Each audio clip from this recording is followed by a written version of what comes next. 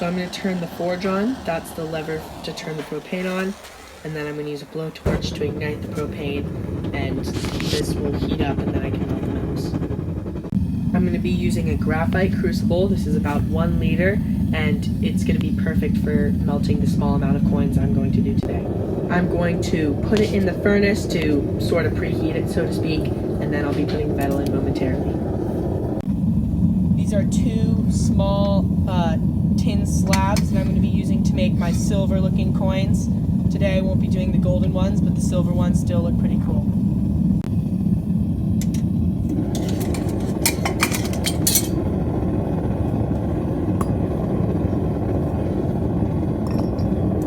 Perfect. Now you can make one of these yourselves, or you can just buy some online, but these are the molds. So these ones are Aztec gold, and these ones are Spanish pieces of 8, and those are the coins I'm going to be making today. So I'm preheating the molds, and I did it to those 2 as well, and I sealed them shut, so now it's going to be a double-sided coin. And I have these 3 just in case there's too much metal for my 2 coins this time. And we're about getting ready to pour them. So I'm going to turn off the forge now. The metal's super hot, so I have to be quick with this. I'm going to start with the coin molds.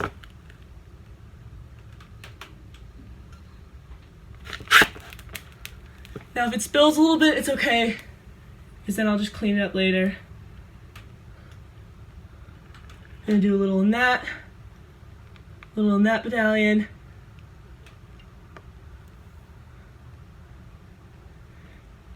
Now I'm going to fill this up because I have a good bit of extra metal.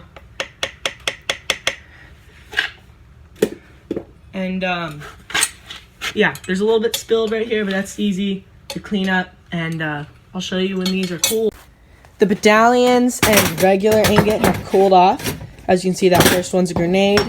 That one's like a Viking medallion. That one's another type of Viking medallion. And that's just a chunk of metal that I'll save and melt for some future coins or medallions.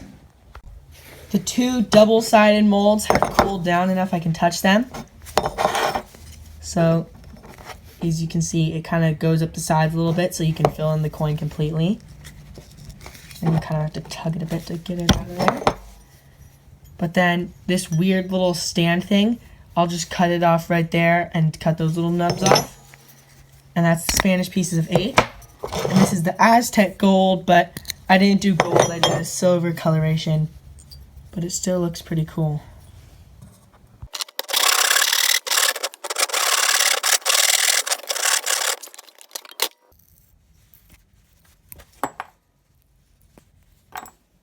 And then I'll just sand this down. And I just repeatedly do this for about 4 minutes until little bumps just grind it off the side. And then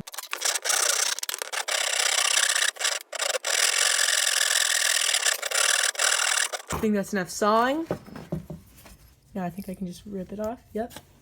And now I'm going to file that down. And that's the Spanish piece of 8, which is historically silver. So this looks pretty accurate to me. I'm going to saw off the little imperfection here on the grenade one, too, with the metal saw. And this is tin, so it's really soft, so that's why I can cut it with the saw. If you're doing the aluminum bronze, then you definitely need to use a power tool. Got that little piece off using the saw. Now I'm going to use the file to straighten that out.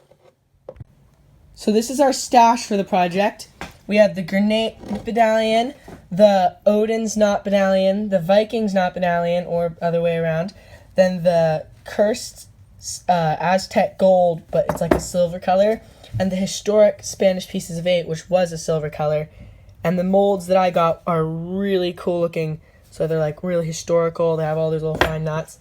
Then this is from the spill, which is actually pretty cool. It's like a heavy slate of metal with the bubbles of air. And I'll just melt that down later. I'll save this, just like the 2 slabs that I put in the crucible to make some more coins. This is just stuff that came off, like on the molds and like on the floor. This also came off on the floor.